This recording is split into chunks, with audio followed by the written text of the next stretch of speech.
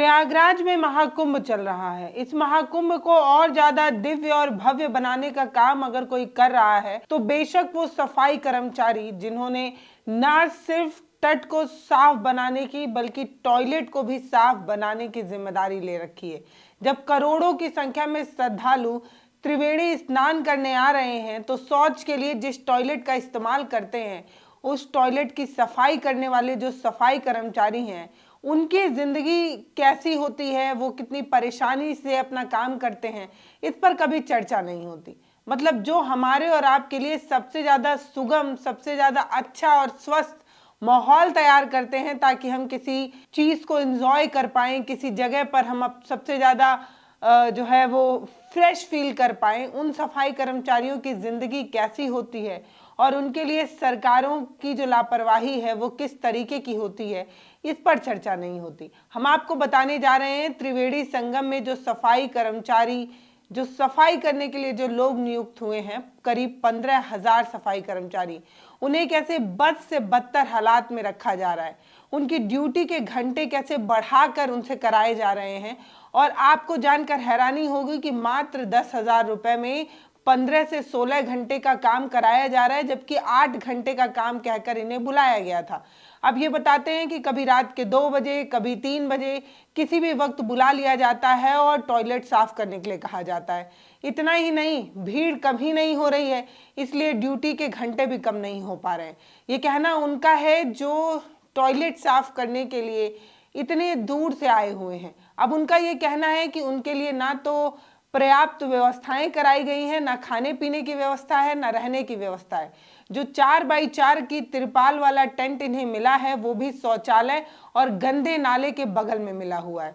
इतनी दुर्गंध आती है कि सांस लेना मुश्किल हो। ऐसे माहौल में ये परिवार सिर्फ रहते नहीं है, खाना भी बनाते हैं, खाते भी हैं और बड़ी मुश्किल से गुजारा कर रहे हैं। चित्रकूट से आए कौशल कुमार बताते हैं कि जिंदगी 2 महीने से ऐसी है कि क्या बताया जाए। कभी 3 बजे जगाते हैं, कभी 2 बजे जगाते हैं, जब चाहे तब ड्यूटी लगा देते हैं और मात्र 10,000 रुपए दिया जाएगा बस। इसमें ना तो हमारे रहने मतलब खाने की कोई व्यवस्था है, ना हमारे लिए साबुन सर्फ वगैरह की कोई व्यवस्था है। खाना कैसे खाएं, सब्जियां कैसे लाएं, क्योंकि आसपास में जो भी चीज़ें मिल रही हैं वो महंगी मिल रही हैं और वो खरीद पाने की हैसियत तो है नहीं। मात्र 10,000 रुपये हमारी तनख्वाह है। ऐसे में हमें जो है, जो बड़े बड़े पंडाल लगे हुए हैं, जो बड़े बड़े अखाड़े हैं, उनके यहाँ जो भंडारा चलता है उससे खाकर गुजारा करना पड़ता है। मैंने पिछले एक वीडियो में आपके साथ साझा किया था, जो सफाई कर्मचारी थे उन्होंने कैसे जो बड़े बड़े मठों से, बड़े बड़े अखाड़ों से जो खाना बच रहा है, जो जूठा बच रहा है, जो खाना बच रहा है, उसी से अपनी ज़िंदगी गुजार रहे हैं। इसके बाद मैंने आपको ये भी बताया था कि वो खाना कैसे, जो पूड़ियाँ हैं, जो रोटियाँ हैं, उसको कैसे सुखा कर अपने मवेशियों के लिए रख रहे हैं। स्क्रीन पर मैं आपको उन्हीं रोटी और पूड़ियों का एक फुटेज दिखाती हूँ। यकीन मानिए ये फुटेज, ये जो रोटी नुमा फुटेज जो आपको नज़र आ रहा है, जो तस्वीर नज़र आ रही है, ये किसी का आहार है, किसी के लिए भोजन है। हैरानी होती है कि हम एक टाइम से दूसरे टाइम की रोटी हमारे हलक से नहीं उतरती, लेकिन हालात ऐसे भी हैं भारत में कईयों लोगों के जिन्हें ऐसा खाना ना सिर्फ खाना पड़ता है बल्कि यही इनके भोजन का एकमात्र साधन है। कौशल कुमार जो चित्रकूट से आए हुए हैं वो बता रहे हैं कि 2 महीने से इन्हीं त्रिपालों में रह रहे हैं, गंदगी के बीच, कचड़े के बीच गुजारा कर रहे हैं। बड़ी मुश्किल से गुजारा करना पड़ता है। क्यों? क्योंकि परिवार के लिए रोजी रोटी की तलाश में यहाँ आए हैं तो काम तो करना ही पड़ेगा। गंदगी और बदबू के बीच ये परिवार कैसे अपनी जिंदगी गुजार रहे हैं, कैसे रह रहे हैं, इस पर एक डिटेल खबर जो है वो दैनिक भास्कर ने की और बताया कि 15,000 सफाई कर्मचारी लगे हुए हैं जो कुंभ की तस्वीर को और ज़्यादा खूबसूरत बनाने की कोशिश तो कर रहे हैं, लेकिन उनकी ज़िंदगी कितनी बद से बदतर है, उनकी ज़िंदगी में कितनी परेशानी है, इस पर एक स्पेशल रिपोर्ट दैनिक भास्कर की तरफ से की गई है। उसका कुछ अंश हम आपके साथ साझा भी करेंगे, पढ़कर भी बताएंगे। कौशल ये बताते हैं कि 10,000 रुपये मानदेय तय हुआ था और 8 घंटे की ड्यूटी की बात हुई थी, मतलब 8 घंटे काम करना है, लेकिन 8 घंटे की बजाय हमें 16 से 17 घंटे काम करने पड़ते हैं और हमारा काम जो है वो खत्म ही नहीं होता है। उन्होंने ये बताया कि इसमें खाना पीना, 10,000 रुपये में खाना पीना भी है। इसके अलावा जो सरफ, साबुन और जो सब्जी और जो सारी चीज़ें हम यूज़ करते हैं वो हमें इन्हीं 10,000 रुपये में ही खरीदना है। वो बताते हैं कि सब कुछ मैनेज करने में बहुत दिक्कत हो रही है, इसीलिए सस्ता खाना खाने और उसके जुगाड़ के लिए हमें मठों में और अखाड़ों में जो भंडारे चलते हैं उससे गुजारा करना पड़ता है। ये जो पूरा प्रयागराज महाकुंभ का जो मेला क्षेत्र है वो 4000 हेक्टेयर में फैला हुआ है, जिसमें करीब 1.5 लाख के आसपास टॉयलेट तैयार किए गए हैं और इन 1.5 लाख टॉयलेट को साफ करने के लिए 15,000 कर्मचारी, सफाई कर्मचारियों की नियुक्ति की गई। अब आप सोचिए कि 1.5 लाख जो टॉयलेट्स हैं उनको साफ करने के लिए सिर्फ 15,000 सफाई कर्मचारी हैं, तो ऑब्वियस सी बात है लोड बढ़ेगा ही, क्योंकि सुबह से लेकर शाम तक, शाम से लेकर रात तक, रात से लेकर सुबह तक इन टॉयलेट का यूज़ होता है। और ऐसे में इसकी सफाई करने के लिए जो लोग नियुक्त हैं वो कितने कम हैं, जिसमें से 10,000 जो है वो सरकारी सफाई कर्मचारी हैं और 5 जो है वो प्राइवेट कंपनी एजेंट के थ्रू आए सफाई कर्मचारी हैं। तो जो सरकारी हैं उनको कुछ हद तक सुविधाएं बेहतर भी मिली हुई हैं, लेकिन जो प्राइवेट किसी कंपनी के थ्रू आए सफाई कर्मचारी हैं उनकी हालत बद से बदतर है। उन्हें नाली और गटर के किनारे जो है उनका टेंट लगा हुआ है और इस टेंट में वो कैसे अपनी ज़िंदगी गुजार रहे हैं इसकी 1-2 तस्वीरें हम आपके साथ साझा करते हैं। इन्हीं लोगों से बात करते करते एक प्यारे लाल मिल जाते हैं जो सफाई कर्मचारी ही हैं और इन्हें प्रधानमंत्री नरेंद्र मोदी ने जो है वो सफाई के लिए सम्मानित भी किया हुआ है। ये कहते हैं कि महाकुंभ को दिव्य और भव्य बनाया गया, खूब पैसा खर्च हुआ, लेकिन सफाई कर्मचारियों के लिए कोई व्यवस्था नहीं की गई।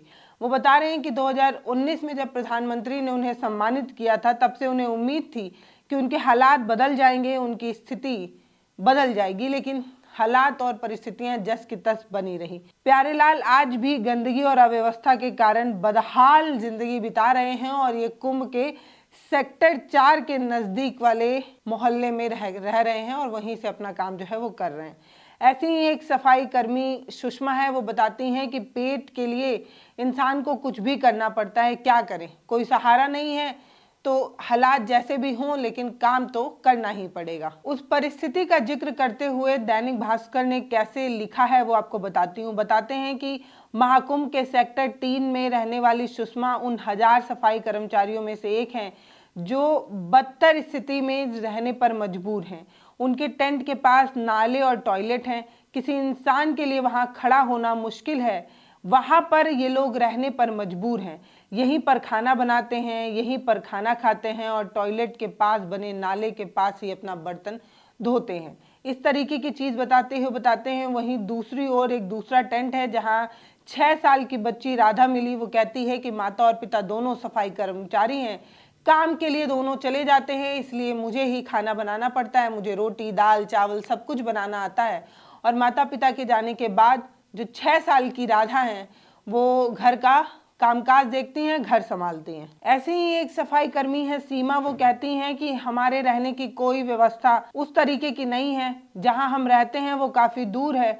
ऐसे में रोज बच्चे को लेकर आना एक चुनौती है। बच्चा छोटा है इसीलिए अकेले भी नहीं छोड़ सकती। वो ये बताती हैं कि ऐसी स्थिति में नौकरी करना बड़ा मुश्किल हो जाता है जब आपके साथ कोई एक बच्चा हो, उसकी देखभाल करने वाला कोई ना हो, बड़ा मुश्किल भरा समय है। वो जो सफाई कर्मी सीमा है वो बताती हैं कि ड्यूटी संगम के पास वाले इलाके में उनकी लगी हुई है। जब ज़्यादा भीड़ हो जाती है तो 12 से 14 घंटे काम करना पड़ता है। मेरा बच्चा छोटा है इसीलिए मैं उसे अकेले नहीं छोड़ सकती, देखभाल करने के लिए उसे भी अपने साथ लाना पड़ता है। खाने पीने की कोई व्यवस्था नहीं है, उन्हें राशन की दुकान पर सस्ते अनाज भी नहीं मिलते, इसीलिए सफाई कर्मियों का परिवार भंडारे में भोजन पर जो है वो पूर्णतः निर्भर है। इस तरीके की बात कही जा रही है। तो ये एक खबर है जिस खबर को हमने इसलिए आपके साथ साझा किया ताकि आप देखिए और समझिए। इससे पहले भी मैंने एक खबर आपके साथ साझा की थी जब मैंने आपको बताया था कि कैसे सूखी रोटी और पूड़ी खाकर अपनी ज़िंदगी गुजार रहे जो सफाई कर्मचारी हैं वो बता रहे हैं कि भंडारे जो होते हैं उसमें जो खाना बच जाता है वो खाना लेकर आते हैं और वही खाकर गुजारा करते हैं। तो सफाई कर्मचारी जो किसी भी कार्यक्रम को सफल बनाने के लिए हर संभव कोशिश कर रहे होते हैं, मेहनत कर रहे होते हैं, उनकी ज़िंदगी कितनी बेकार होती है, कितनी मुश्किलों से वो मेहनत कर रहे होते हैं। और सबसे ज़्यादा बुरा तब लगता है कि जब सरकार भी उनसे दो अक्खी करने लगे। उन पर ध्यान ना दे, उनके लिए योजनाएं, उनके लिए जो रहने खाने की व्यवस्था हो उस पर ध्यान ना दे और मेहनत दुगना कराए तो ज़्यादा कष्ट होता है। हालांकि इस समय कोई चुनाव तो है नहीं कि किसी सफाई कर्मचारी का पैर धोकर एक बड़ी तस्वीर खींचने की कोशिश हो, एक बड़ी लकीर खींचने की कोशिश हो।